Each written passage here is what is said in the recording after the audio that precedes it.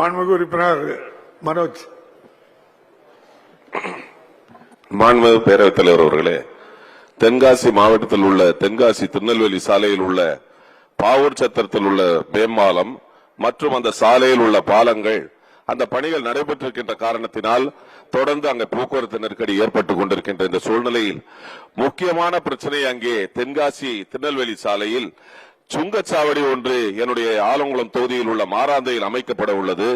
மாண்புமிகு முதலமைச்சர் அவர்கள் ஏற்கனவே இங்கே ஓஎம்ஆரில் உள்ள நாவலூர் சுங்கச்சாவடி அங்கே கட்டணத்தை அங்கே வசூலிப்பதை ரத்து செய்தது போல மாராந்தையில் அது மிகுந்த பாதிப்பு வியாபார பெருமக்கள், பொதுமக்கள் மற்றும் மாணவர்களுக்கு கட்டணம் செலுத்திவிட்டுதான் இனிமேல் தென்காசி சாலையில் வரவேண்டிய அந்த சூழ்நிலையை மாற்றியமைக்க மாண்புமிகு அமைச்சர் அவர்கள் அந்த மாராந்தையில் அமைக்கப்பட்டுள்ள சுங்கச்சாவடி அமைப்பதற்கு அதை தடுப்பதற்கு நடவடிக்கை எடுப்பாரா என்பதை தங்கள் வாயிலாக அறிய விரும்புகிறேன். மாண்புமிகு அமைச்சர் அவர்கள்.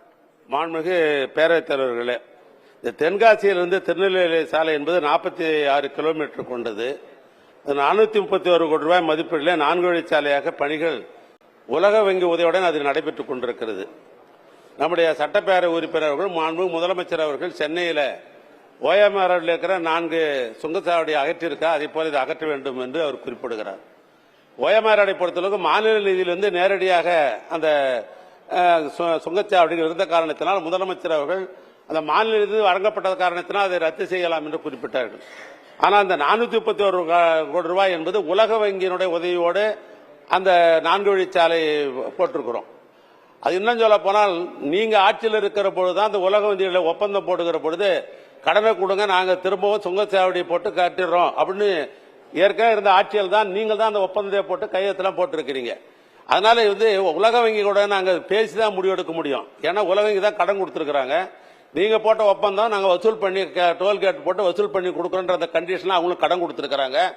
அதனால முதலமைச்சருடைய கவனத்தை கொண்டு வந்து உலக வங்கியோடு பேசி அவள் ஒத்துக்கொண்டால்தான் நாம் அந்த சுங்கச்சாவடி வசூலை நிறுத்த முடியும். மொழிய அக்ரிமெண்ட் ஒன்று போட்டு நீங்க கொடுத்துட்டு ஒருபாடு அதை நாங்கள் ஃபாலோ பண்ணலன்னு சொன்ன நாளைக்கு ஏஜி ஆடிட்ல ஒத்துக்க மாட்டாங்க.